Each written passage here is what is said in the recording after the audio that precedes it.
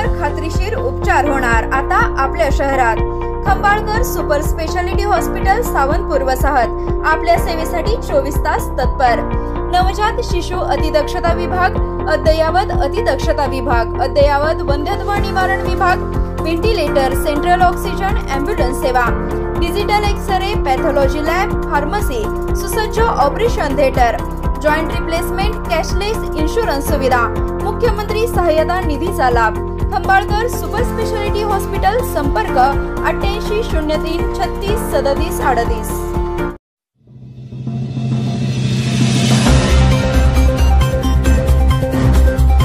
संतगाव ते आमणापूर पूल रस्ता गेला खड्ड्यात, प्रशासनाचे पूरपट्ट्यातील रस्त्याकडे दुर्लक्ष।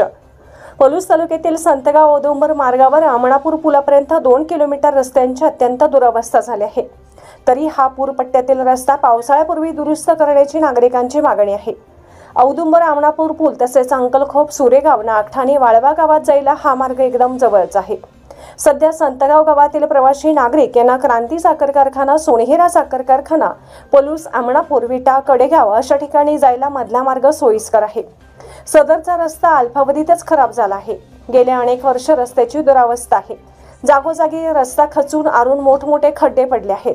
ऊस हंगामात भागातील सर्व साखर कारखान्यांना या मार्गाने सर्व वाहतूक सुरू असते, त्यामुळे या रस्त्याची त्वरित दुरुस्ती होणे गरजेचे आहे।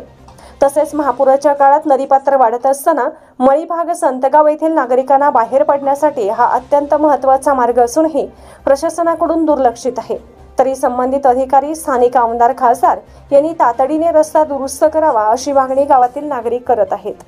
तुम्ही बघत असाल हा आमणापूर पुलाला जोडणारा संतगाव ते औदुंबर हा रस्ता असून या रस्त्याची अत्यंत दुरावस्था झालेली आहे आणि या रस्त्याचे संतगाव तसेच अंकलखोप परिसरातील सर्व शेतकरी, विद्यार्थी, नागरिकांना या रस्त्याचा अत्यंत उपयोग होतो। शेतीसाठी म्हणा, शेतीतून माल बाहेर काढण्यासाठी, इकडे इस्लामपूर, नागठाणपर्यंत जाण्यासाठी हा रस्ता या लोकांना उपयोगी पडतो। ह्या रस्त्याची अवस्था अत्यंत दुरावस्था झालेली आहे।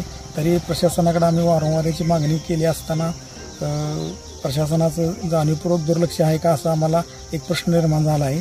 तरी आमची प्रशासन तसेच सर्व लोकप्रतिनिधींना एक विनंती आहे की या रस्त्याचं काम ताबडतोब चालू होऊन लोकांना सोयीसाठी हा रस्ता उपलब्ध व्हावा ही नम्र विनंती।